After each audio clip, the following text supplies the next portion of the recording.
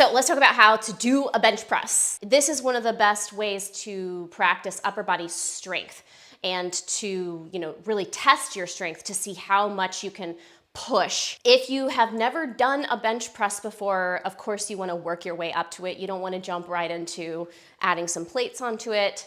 In fact, I think you should probably do some chest presses and cable chest presses, cable flies to build up your chest strength before you try to do bench press. The reason for that is that the bar by itself is 45 pounds. So you need to be able to do push-ups or chest press with 50 pounds at least before you start trying to do bench press with the barbell. With that said, whenever you're doing anything on the bench, you basically have the same kind of posture that we generally go for, which is, your goal is to create what I call a stable table. So when you go to lay down on the bench, you want to make sure that, you think of a table as 4 legs, right? So your feet are one of the stable legs of your table. Your shoulders are the other legs. So you want your feet pressing down into the floor, and you also want your shoulders pressing down into the bench.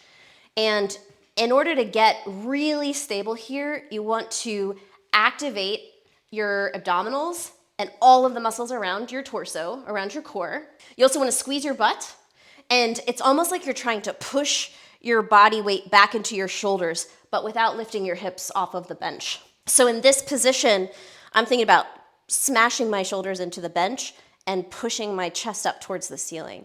So this is going to be the position when I have the bar. When you're laying down and you go to grab the bar, you want to make sure that your hands are placed evenly from the center of the bar. It's because if you don't, then you're going to be kind of like one side is going to feel heavier than the other, and you could hurt yourself. So you want to find where the knurling is, that's the bumpy part of the bar, or find the rings. A lot of times they have rings. And then you're going to use your own fingers to kind of measure where your hands go.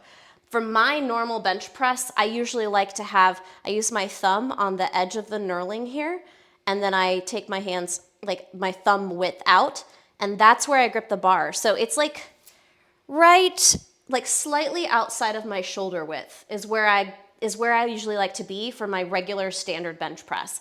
And when I have the bar, as I lower down, the bar is going to kind of travel that way a little bit as I lower down. And it's going to stop right above that under part of my bra line, not right over the shoulders. It's going to move down here. And then as I bring the weight up, I'm going to kind of let the bar drift back towards my shoulders as it comes up. And then I'm going to finish off the move by pressing straight up. So the bar path is going to look kind of like a J. Okay, that's ideally what we want to see. And another thing is you'll notice that I've got some space behind, in between my lower back and the bench. That's because my body naturally creates an arch when I push my shoulders down into the bench. Your back arch is going to look different depending on your mobility and your anatomy. So having a back arch, there's nothing wrong with that. It actually is good for putting my pecs in the position to be able to drive the movement. So that's not all going into my shoulders. So not everybody's going to have a really big arch, but it's something that you're often going to see. Especially with women, we tend to have more of an arch than men. So that's how you do a bench press.